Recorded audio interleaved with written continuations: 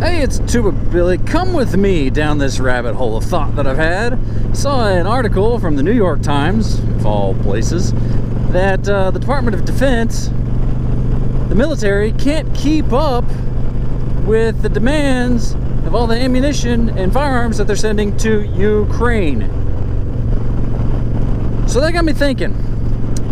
We've got an administration who wants to disarm its citizens, sending all of our military supplies to Ukraine overseas, funding this proxy war with Russia. What's going to happen when some other big power, say, I don't know, China, says, oh, now's a good time to attack the United States or to invade Taiwan? Because the United States can't do anything about it. That's a fun rabbit hole. Let's keep exploring. So, my other thought on this is, the federal government has gotten too powerful to the point where it really depends on who's in office on how secure our nation is, how secure our freedoms are. I mean, just look how far we've changed from Trump to now. And of course, people argue either way. I'm not arguing for or against. I'm just saying, look how different it is. And, you know, when the next administration comes in, if it's Republican, I guarantee it will start swinging back the other way. Because the federal government has too much power. The federal government was limited in the Constitution on what it can and can't do. And anything not outlined in the Constitution or not prohibited, forbidden by it, is left to the states to decide.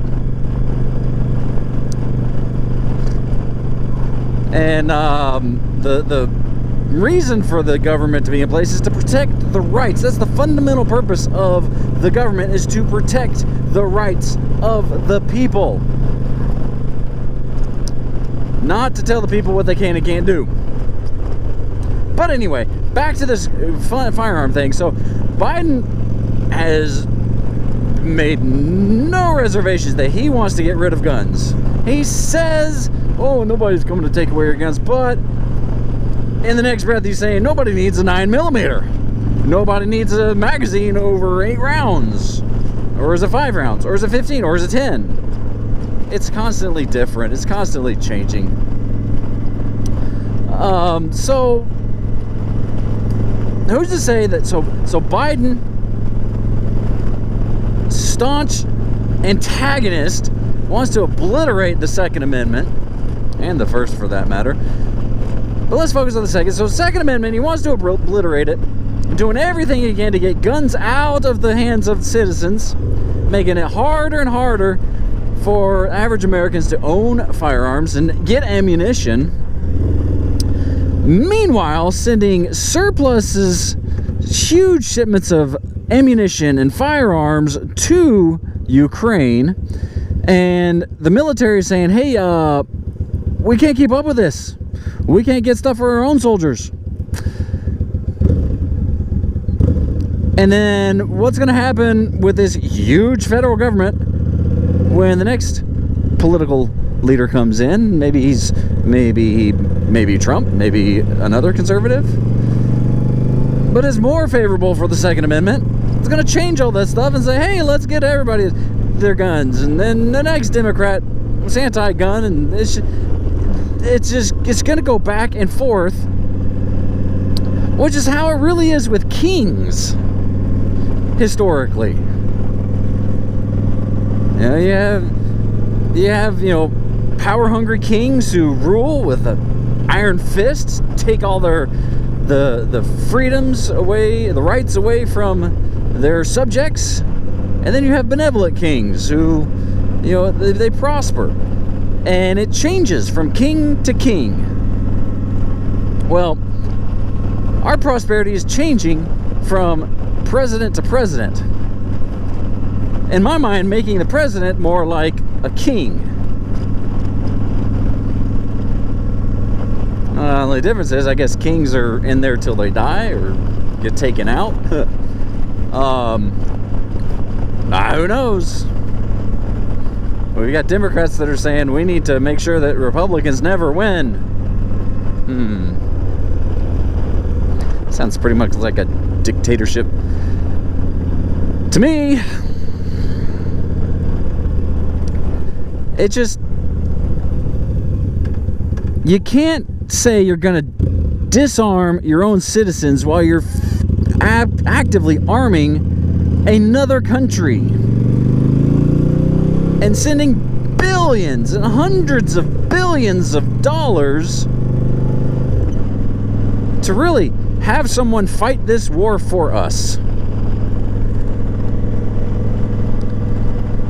It's pretty frustrating. And if you've ever seen the movie Red Dawn, either one,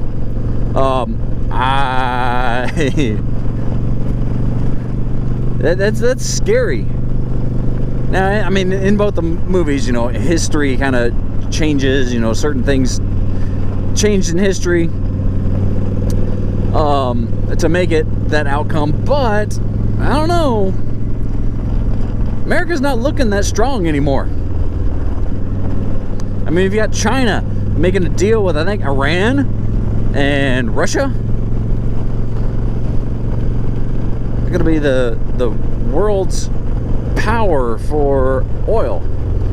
And Iran is talking about using the Chinese yen as their currency instead of the US dollar. They're going to start trading in that.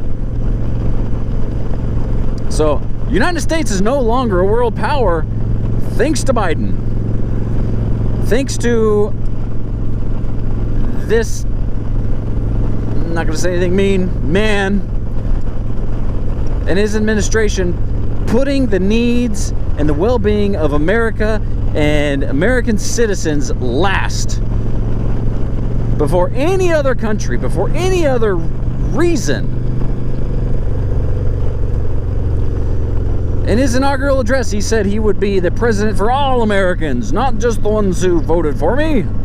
Well, so far, there's another lie. Everything you've done is to divide America more, to cater to the ones who voted for you, to coddle them, to encourage them, to sow more division, not unity. I think it was Nancy Pelosi said that he was the great uniter. That's a bunch of bull.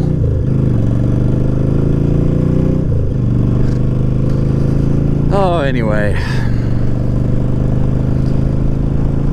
Joe Biden. History will show that this was a bad time in America.